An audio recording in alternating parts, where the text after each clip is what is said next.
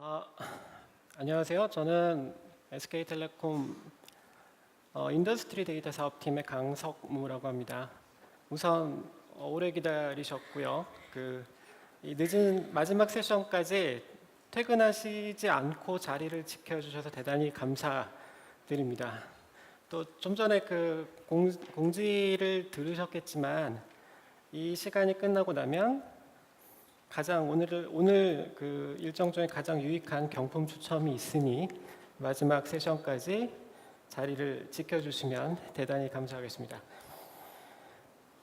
제가 오늘 말씀드릴 주제는 프리딕티브 애널리틱스와 머신러닝이라는 주제로 말씀 좀 드릴 건데요. 이 세션을 준비하게 된 배경은 일단 제가 이런 관련된 주제로 여러 분들과 미팅을 하다 보니 제일 많이 들었던 얘기들이 프리딕티브 어널리틱스 많이 들어본 얘기 같고 머신러닝에 대해서도 얘기를 많이 들었는데 과연 머신러닝이 뭐 하는 것인지 어디에 쓰는 물건인지 잘 모르겠다 이렇게 생각하시는 분들이 대단히 많으셔서 일단은 좀 간략한 개요 프리딕티브 어널리틱스와 머신러닝이 어떤 것인지에 대한 간단한 개념들과 이런 것들을 좀 소개를 드릴 예정이고 그 이후에 저희가 프로젝트를 하면서 느꼈던 어떤 깨알 같은 팁들을 좀 공유해 드리고자 이 세션을 마련하게 되었습니다. 만약에 이미 나는 머신러닝에 대해서 굉장히 많이 공부를 했고 많은 걸 알고 있다라고 생각하시면 초반에 한 3분의 2 정도는 너무 쉽거나 좀 재미가 없을 수도 있을 수 있습니다. 그래도 좀 참고 양해를 부탁드리고요.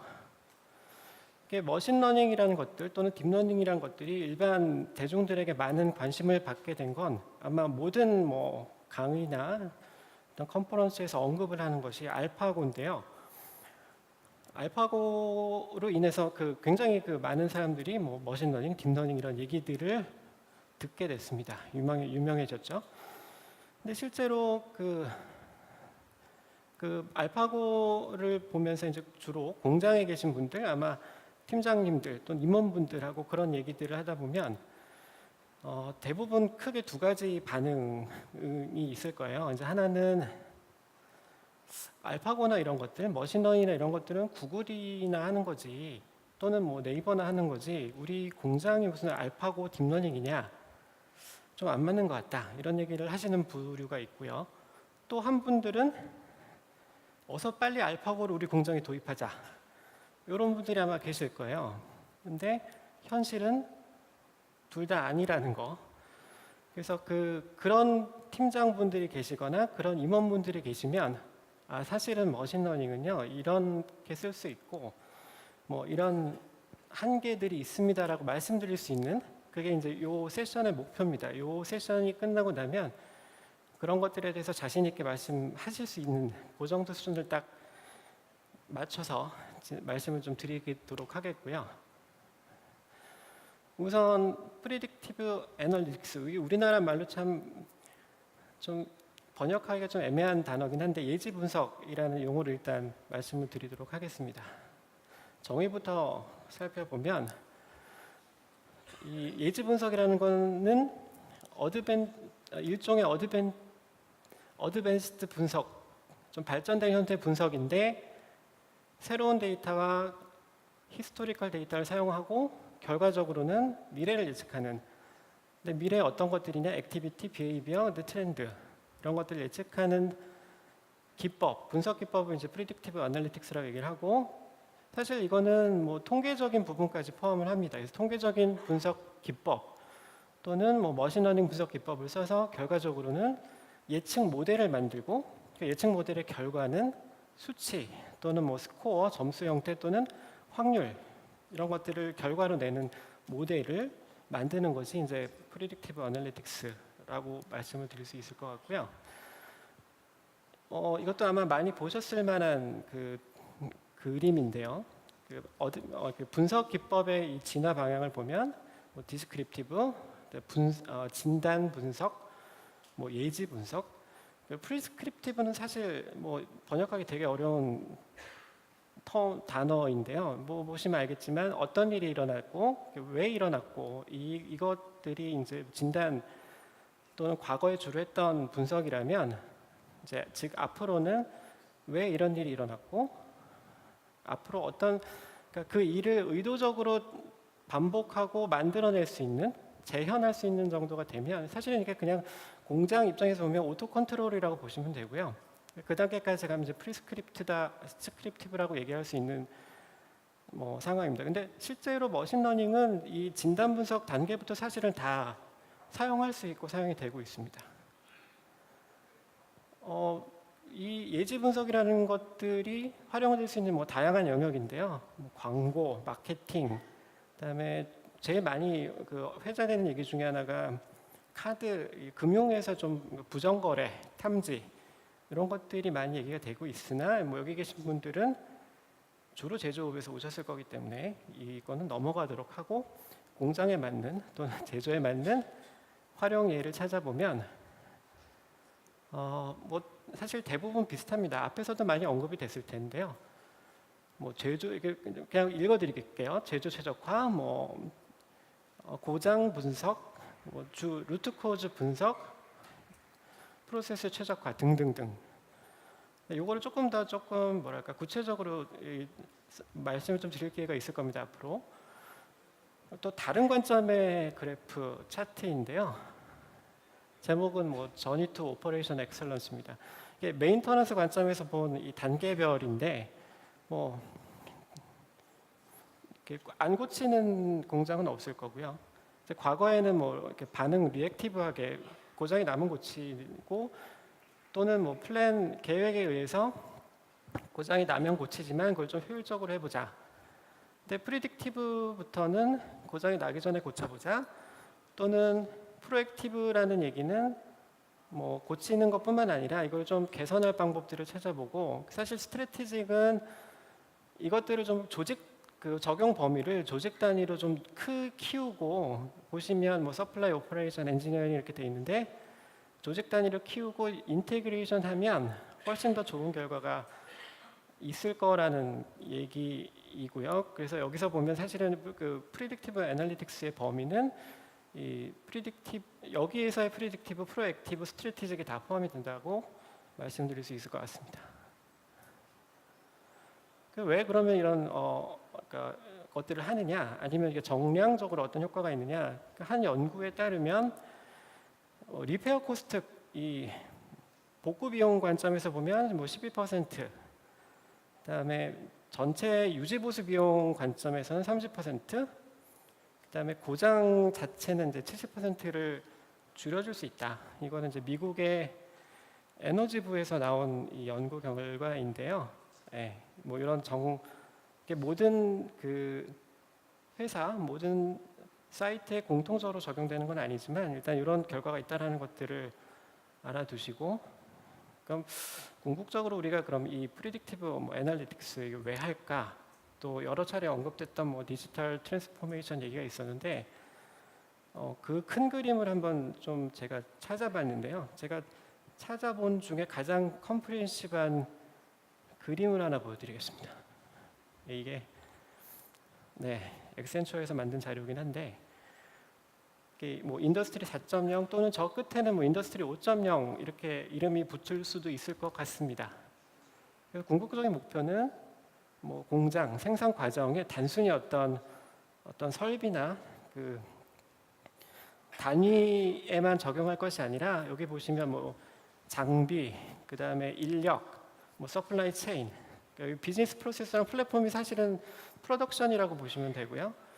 그 다음에 뭐 시설, 뭐 빌딩이라든가 환경에까지 다 적용이 되는 것들이 우리가 그 흔히 얘기하는 디지털 팩토리 또 스마트 팩토리 또는 뭐 스마트 프로덕션이라고 여러 가지 이름을 갖고 있는 거에 가장 그 엔딩 픽처라고 보시면 될 것 같고요. 끝쪽에 가 보시면 셀프 매니지드, 그다음에 인티그레이티드, 플렉서블, 뭐 디맨드 베이스드, 어댑티브, 좋은 얘기는 다 들어가 있습니다. 그러니까 사실은 이게 공장이 스스로 알아서 이제 돌아가고 생산하고 뭐 이런다는 얘기인데요. 사실 저 단계까지 언제 갈 수 있을지는 뭐 저도 이 일을 하고 있는 저도 잘 모르겠습니다. 다만 지금 대부분의 인더스트리 4.0에서 얘기하는 것들이 여기서 보시면 요 세 번째 단계 여기에 포커스가 맞춰져 있다라고 보시면 되고요. 그 전에 이제 그 전 단계로 아마 커넥티비티, 그러니까 이 연결이 많이 되면서 데이터가 쌓이기 시작했고, 지금은 그 쌓여진 데이터를 가지고 뭐 예지 분석, 프리딕티브 어널리틱스를 활용해야 될 단계다. 그래야 우리가 그 저 큰 목표까지 갈 수 있는 그런 상황이고, 지금은 이제 요 단계에 집중을 해야 된다라는 큰 그림을 좀 보여드렸고요. 그럼 그 다음에는 그 두 번째 주제인 왜 머신러닝을 왜 활용해야 될까, 이 얘기를 좀 말씀을 드려야 될 것 같습니다.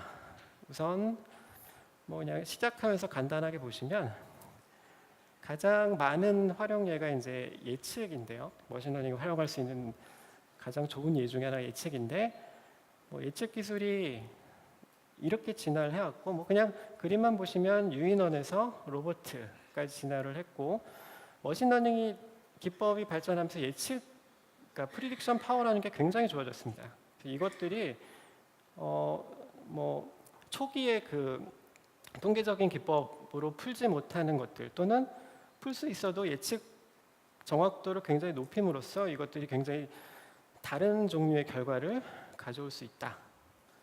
네, 그렇게 해서 시작을 하고요. 그 프리딕티브 메인터넌스 관점에서 보면 이제 크게 모델을 보면 이제 모델 기반이 있고 데이터 기반의 방법론이 있고, 모델 기반에는 물리적 모델이 있고, 클래시컬 AI라고 되어 있는 거는 그냥 지식 기반, 그 날리지 베이스 많이 아마 하셨을 거고요.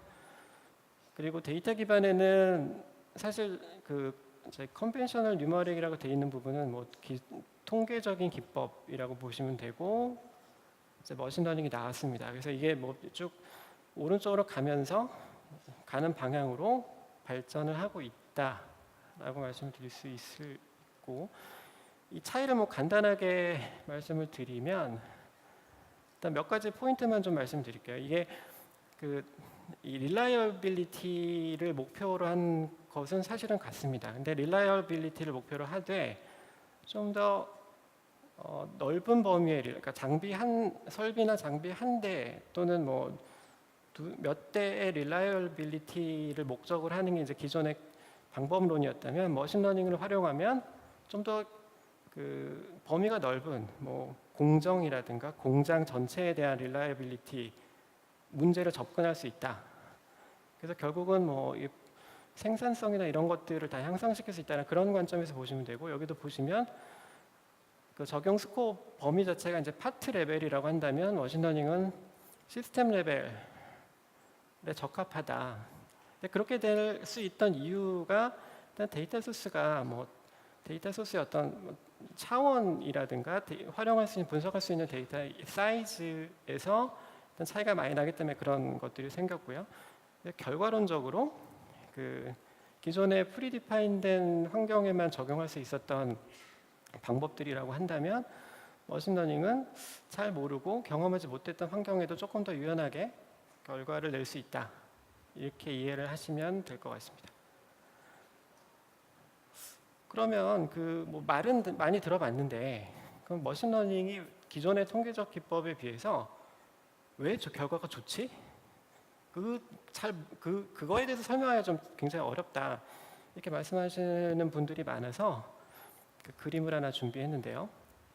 이게 이제 사실 이 케이스 자체는 어떤 통신 서비스 통신사의 한 가입자의 해지 확률을 분석한 결과입니다. 근데 뭐 이제 드라이버 A, 드라이버 B라고 되어 있는데, 이걸 그냥 뭐 편의상 뭐 공장 어떤 게 설비에 있어서 뭐 온도, 압력이라고 봐셔도 전혀 무방할 것 같고요. 보시면 이 빨갛게 표시된 이 등고선으로 표시된 이 포인트들이 장애 확률이 높은 포인트들이라고 보시면 되는데, 그러니까 이렇게 보시면 뭐 예를 들어서 온도가 뭐 요 사이고 압력이 요 사이일 때, 또는 뭐 요 정도 사이일 때 이렇게 장애 포인트들이 몇 군데가 있는데, 이거를 과거에 그 뭐 회귀 분석 방법으로 분석을 했다라고 하면, 아마도 그냥 선형 회귀를 쓰셨다면 이게 직선으로 이렇게 나왔을 거예요. 직선으로 이렇게 나오고, 자, 아래쪽은 그러니까 이게 좀 위쪽에 좀 더 그 장애 포인트가 많죠. 그러니까 위쪽은 이 라인을 기준으로 위쪽은 장애가 날 거고 아래쪽은 장애가 안 날 거야. 근데 그 리그레션 뭐 회귀 분석도 조금 더 그 발전된 기법으로 적용을 하게 되면 약간 이제 곡선이 나올 수 있겠죠. 곡선이 나오더라도 이 포인트를 따라가면서 이제 곡선이 그려질 텐데 그럼에도 불구하고 2차원적으로 나눠질 수밖에 없습니다. 그래서 이쪽은 장애 영역이고 이쪽은 정상 영역일 거야라고 하는데 실제로 보면 그렇지 않다라는 거죠. 그러니까 이게 결국은 그 우리가 풀고자 하는 문제가 선형이냐 선형이 아니냐에 따라서 굉장히 다른 결과를 가져올 수 있다라는 게 머신러닝이 이런 비선형 문제들을 훨씬 더 잘 풀 수 있다라고 말씀드릴 수 있을 것 같고요.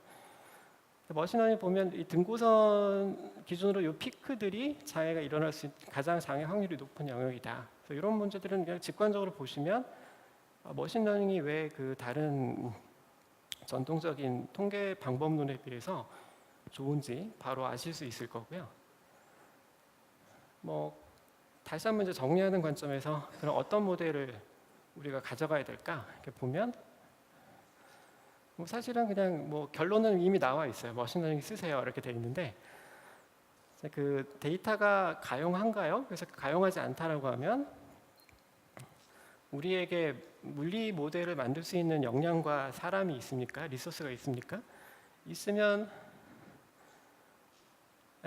뭐 물리 모델을 좀 바뀐 것 같습니다. 죄송합니다. 물리 모델 만드는 거고 그 다음에 그렇지 않다라고 하면 이제 지식 기반 이것도 사실은 일종의 클래시컬 A라고 얘기하는 뭐 이렇게 익스퍼트 시스템인 거고요.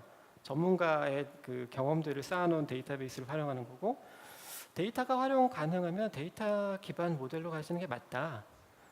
근데 뭐 여기는 약간 이제 개념적인 구분이 나옵니다. 그래서 과거 데이터가 활용 가능하면 이쪽으로 그래서 이제 뭐 머신러닝의 뭐 그 구분인 뭐 이제 지도학습 또는 뭐 비지도학습 이런 얘기들이 나오고 과거 데이터가 없어요. 그러면 이제 뭐 이렇게 다른 형태의 강화학습 모델이라고 돼 있는데 사실은 저거는 뭐 굉장히 어려운 얘기고요. 그러니까 개념적으로는 뭐 이렇게 구분할 수 있다. 하지만 결론은 머신러닝 사용하실 수 있으면 사용하시는 게 좋다. 근데 그럼 어떤 머신러닝 알고리즘을 써야 될까? 너무 많거든요. 많고 사실 저도 전체를 다 알지는 못합니다. 이거 어떤 것들을 적용해야 될까를 고민하시려면 사실은 이제 그 이전에 내가 풀고 싶은 문제가 뭔지를 정확하게 파악하고 정의하는 게 가장 중요한데 뭐 그러니까 다시 좀 그 개론 일반론적인 얘기로 돌아가서 머신러닝으로 해결할 수 있는 유형은 사실 되게 간단해요. 그래서 뭐 클래시피케이션이라고 하는 분류 문제와 그 프리딕션이라고 얘기하는 예측, 그다음에 제너레이션이라는 분야가 있는데 제조에서는 제너레이션은 거의 활용을 아직 하고 있지 않습니다. 제너레이션은 뭐 주로 상거래에서 이제 쇼핑을 하는데 그 당신이 가장 마음에 들어 할 것 같은 스타일의 신발을 제안할 때 이런 때 이제 제너레이션이라는 모델, 그러니까 이미지도 막 만들고 그러거든요. 그렇게 사용하는데 이제 제조업에서는 주로 뭐 이렇습니다. 그래서 분류를 활용할 수 있는 거는 뭐 분량을 판정한다든가 루트 코즈를 찾아가는 것들. 그다음에 예측은 뭐 다 예측이 붙습니다. 수율, 수요, 뭐 수명. 요 얘기를 일단 말씀을 드리고 지금부터는 조금 더 구체적인 그래서 제조업의 어떤 현황을 중심으로 이 머신러닝에 대한 얘기를 좀 말씀을 드리겠는데요. 작년 말에 맥킨지에서 나온 이 분석의 시대라는 리포트가 있습니다. 그 리포트 내용 중에 제조업에 관련된 것들을 좀 인용을 해드리면 실제로 머신러닝이나 뭐 이 예지 분석을 적용할 수 있는 기회가 되게 많은데 아직 제조업에서는 뭐 이렇게 적극적으로 적용하거나 도입하는 데가 많지 않아서 이 맥킨지에서 볼 때는 한 20-30% 정도 지금 그 도입률이 그 정도 되는 것 같다. 아직 70-80% 정도 기회가 그냥 이렇게 뭐 언커버드 돼 있다라고 얘기를 하고 있고요. 근데 그럼에도 불구하고 이렇게 잘 안 되는 이유들 중에 하나가 제조업의 특성들이 좀 있기도 하고, 그다음에 데이터가 이렇게 조직별로 분리가 돼 있어서 그 데이터를 조직을 넘어서서 크로스하게 활용하는 것들이 조금 어려운 부분들이 있고, 역시 뭐 계속 그 지난 세션에서 언급이 됐지만 사람이 없어서, 머신러닝을 아는 사람이 없어서, 데이터 분석을 아는 사람이 없어서, 그다음에 리더들이 또 아까 얘기 나왔죠. 그 ROI에 대한 확신이 없거나 아니면 알파고를 가져와야 되는데 뭐 이런 얘기를 하시는 분들 있어서, 뭐 그렇지만 분석 능력은 이미 경쟁의 틀을 바꾸고 있다. 주로 이제 분석이 가져오는 뭐 단순 제조업이 그 어떤 서비스업으로의 전환, 뭐 디지털 트랜스포메이션이라고 얘기를 하기도 하는데요. 결과적으로는 뭐 좀 더 큰 틀에서 보자면 디스럽티브 BM의 촉매가 되고 있고, 그래서 우버, 뭐 정확하게 우버가 제조업은 아닙니다만 우버의 경쟁력이 어디서 나오냐를 봤을 때 가장 데이터를 잘 분석해서 어떤 뭐 배차라든가 이런 것들에 대한, 또는 그 탑승 이후의 데이터들을 또 잘 분석해서 서비스 퀄리티를 유지하는 능력들이라고 보는 견해도 있고, 제조업에서도 뭐 린 매니팩처링이라고 얘기하는 것들이 유연하게 그 뭐 수요, 공급, 가격 이런 변수들에 대응을 하면서 생산을 하지 않으면 기존의 생산 방식으로는 경쟁이 좀 어려울 수도 있다. 근데 사실 이 얘기는 언제쯤 이제 본격적으로 뭐 우리가 체감을 할 수 있을지는 잘 모르겠지만 준비를 안 하고 있을 수는 없다. 그래서 좀 구체적으로 그러면 뭐 다 좋은 거 알겠는데 어디다 쓰지? 라고 보면, 사실 그 아까도 그 스마트 프로덕션이라는 그림을 보여드렸지만 궁극적으로는 회사 전체에 적용이 돼야 된다. 뭐 인력, 생산, 뭐 어떤 뭐 그러니까 HR 포함해서 다 모든 범위에 적용이 돼야 되지만 경제적 효과와 데이터, 이미 쌓여 있는 데이터의 적합도를 고려했을 때 넘버 원, 투는 프리딕티브 메인터넌스하고 오퍼레이션 최적화다라는 게 이제 이 리포트의 결론 중에 제조업 관련된 부분입니다.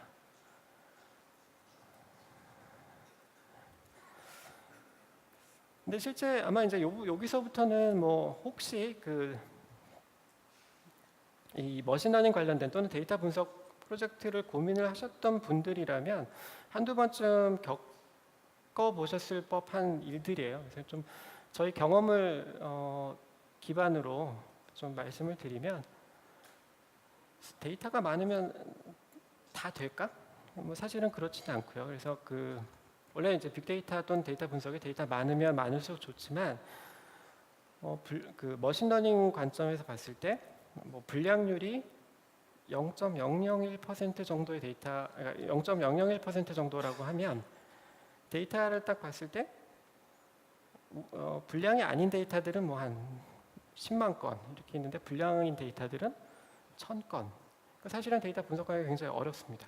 그래서 그런 경우에는 물론 그런 것들을 해결하기 위한 분석 테크닉들이 따로 있긴 한데요. 일단 처음에 이제 시작하실 때 그런 것들에 대해서 조금 생각해 보실 필요는 있다라는 거고, 그다음에 데이터 무결성은 실제로 저희 프로젝트를 하다 보면 데이터가 있어요라고 해서 데이터를 받아서 보다 보면 센서 값들이 쭉 이렇게 플랫하게 아름다운 모습으로 누워 있는 경우들이 생깁니다. 그런 경우에 다시 말씀을 드리면 이게 값이 왜 없지? 이렇게 얘기를 하시니까, 그러니까 사실은 모니터링 하시는 분들, 그러니까 그 당시에 센서가 살아 있으면 뭐 내 밤에 내가 퇴근해서 자고 있는데 센서가 일을 열심히 하고 있는지 없는지 잘 걱정을 안 하시는 그런 것들이 있고요. 그다음에 시간이 빨리 가고 있어서 좀 빨리 진행을 하겠습니다. 데이터를 올바른 학습이 좀 중요하다. 그래서 가비지 인, 가비지 아웃이라고 하는데, 뭐 비유를 하자면 여러분이 학창 시절에서 시험을 보는데 시험 범위가 아닌 데를 공부를 했어요. 그럼 정답을 맞추기가 좀 어렵겠죠. 마찬가지로 올바른 데이터를 학습하지 않으면 올바른 결과를 가져오기 좀 어렵다. 그다음에 도메인 날리지, 이것도 사실은 되게 중요한 내용이긴 한데 시간 관계상 필요합니다. 필요한데 간단하게 이것도 비유로 말씀드리면, 어떤 기업의 재무제표를 만드는 거는 그 기계학습이 할 수 있어요. 하지만 이 해석을 하는 거는 아직까지는 현업들이 하셔야 될 문제고, 그러니까 머신러닝의 장점은 회계를 모르는데 재무제표를 만들어낼 수는 있어요. 이 만들어낸 재무제표를 활용하고 또는 학습을 빨리 시키는 데는 현업들의 도움이 굉장히 필요합니다. 그리고 이 도메인 날리지가 그럼 제조사의 어떤 장비의 도메인 날리지가 중요하나 현업이 중요하냐? 결론만 말씀을 드리면 현업의 오퍼레이션, 프로세스 같은 경우에는 제조사가 개입될 여지가 좀 작아지고요. 그 현업의 도메인 날리지가 더 중요하다. 그리고 그 머신러닝은 뭐 만능이냐? 아까 알파고 얘기가 나왔지만 실제로 저희가 이렇게 프로젝트를 해보면 만능은 아니고요. 현업들의 워크로드를 획기적으로 줄여주지도 않습니다. 그런데도 불구하고 왜 해야 되냐면 현업들이 부가가치가 낮은 일들로부터 좀 해방을 시켜드리고 조금 더 고부가가치 일에 집중할 수 있는 기회를 드리는 게 이제 머신러닝 프로젝트고요. 결과적으로 더 나은 퍼포먼스가 결과가 나옵니다. 그것 때문에 하는 거고, 머신러닝 이게 뭐 알아서 해가지고 나는 가만히 앉아 있어도 기계가 모든 걸 다 해준다? 이렇지는 않고요. 그래서 문제 정의와 목표 설정이 이 프로젝트에서 가장 중요한데, 네, 제일 뭐 중요한 부분 같은데 시간이 많이 없으니 또 빨리 좀 말씀드리면, 그 예지정비 프로젝트를 고민하고 있어요. 근데 목표가 잘 생각해 보셔야 될 게 정확한 예측이냐 아니면 얼리 워닝이냐에 따라서 프로젝트 방 프로젝트가 조금 바뀔 수 있습니다. 그래서 이때부터는 쭉 뭐 예측값과 실측값이 거의 일치했는데 이때부터 조금 바뀌기 시작했죠. 근데 만약에 우리가 뭐 인크리멘탈, 그러니까 많이 저희가 현장에서 듣는 얘기 중에 하나가 기계가 매일 그날 데이터를 학습하면 더 좋은 결과가 나올 수 있지 않겠냐라고 말씀하시는데, 그럼 어떤 일이 벌어지냐면 학습을 열심히 하면 예측을 점점 잘해요. 예측을 잘하는데 기계는 요쯤부터 이상해지기 시작합니다. 그러면 예측을, 그러니까 이게 알람을 만약에 알람을 중요하게 보신다면 이 시점에서 예측치와 실측치가 많이 벌어지는 시점에서 주의를 하셔야 돼요. 근데 예측이 목표인 경우에는 이 예측률을 끌어당길 수가 있어요. 계속 학습을 하면서. 그러면은 결국은 이 갭은 별로 안 벌어지거든요. 그러니까 이제 알람을 어떤 방식으로 낼 거냐에 따라서 이런 것들이 좀 달라진다. 요거는 그래서 참고로 좀 말씀을 드렸고요. 그리고 또 뭐 불량률이 높아서 고민이다. 이런 경우에 내가 하고자 하는 프로젝트가 루트 코즈 분석이냐 아니면 그 품질, 수율을 높일 수 있는 방법이냐에 따라서 하나는 분류 문제고 하나는 최적화 예측 문제로 넘어가기 때문에 두 개 각각 다른 프로젝트고, 실제로는 이 루트 코즈 분석을 먼저 하시고 그 기반으로 다음 프로젝트를 하시는 게 맞다라고 저희는 보고 있고요. 그리고 실제로 이 공장에서도 많이 벌어지는 일들 중에 하나인데, 이 아까 불량이냐 불량이 아니냐는 결과적으로 그 생산품이 나오면 확인이 가능하지만 기계류의 불량은 고장이 나기 전까지는 확인이 불가능합니다. 근데 실제로 이 시점에서 A 센서가 먼저 튀기 시작했어요. 근데 사실 이 뭐 센서 A, B가 굉장히 여러 가지 상관관계를 가지고 있기 때문에 뒤늦게 센서 B가 튀기 시작했는데 그 민감도는 B가 더 큰 거예요. 그래서 이때쯤 가면 B는 이만큼 튀어 있습니다. 이때 일반적으로 루트 코즈가 뭐냐라고 분석을 하면 기계학습은 B라고 얘기할 가능성이 높아요. 이런 것들에 대한 해결책은 이제 몇 가지 것들이 있습니다. 그래서 일단 뭐 시간 구간을 굉장히 짧게 끊어서 이때 알람을 발생시키는 방법이 있고, 아니면 이때 현업의 도메인 알리지를 적용해서 우리는 AB가 엮여 있다는 걸 알고 있으니까 이런 경우에는 루트 코즈는 A야 라고 룰 베이스로 집어넣는 결합하는 방법들이 있고, 그 자체도 학습을 시키는 방법이 있지만 일단 이 자리에서는 넘어가도록 하겠고요.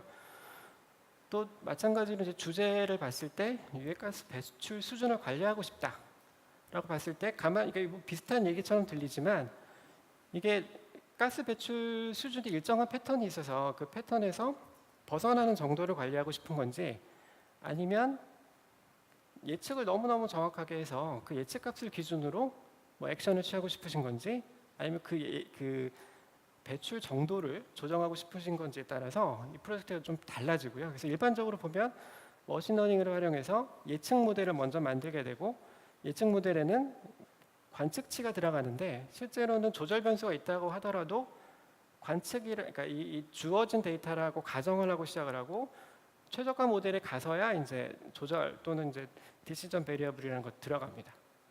이런 구조로 프로젝트가 이루어진다라고 말씀을 드릴 수 있고요. 그래서 이런 경험들을 바탕으로 혹시 머신러닝 프로젝트, 데이터 분석 프로젝트를 고민하신다면 저희가 도와드릴 수 있고 저희가 진행 중이거나 뭐 진행을 했던 프로젝트들 간단하게 말씀을 이제 보여드렸고요. 이제 끝입니다. 마지막인데 이게 머신러닝의 뭐 노프리 런치 이론이라는 게 있어요. 근데 이 원래 이론은 모든 문제를 잘 해결하는 알고리즘은 없고 특정 문제를 잘 해결하는 알고리즘만 있을 뿐이다라는 이 얘기지만 이거 좀 다르게 해석해서 저는 이렇게 말씀드리고 마무리를 하고 싶습니다. 머신러닝은 이제 현업들 입장에서 공짜 점심은 아닙니다. 머신러닝을 한다고 해서 아까 말씀드렸듯이 뭐 나는 가만히 앉아 있고 기계가 다 일을 해주는 그런 것도 아니고요. 여기 현업분들이 계시다면 훌륭한 교사가 돼서 사실은 잘 가르쳐 줘야 돼요. 그래야 좋은 결과가 나올 수 있어서 일이 줄어드는 건 아니지만 일의 수준, 결과는 굉장히 올라갈 수 있다. 그래서 이거 머신러닝은 공짜 점심이 아니다라는 말씀을 드리고 마무리를 하도록 하겠습니다. 네.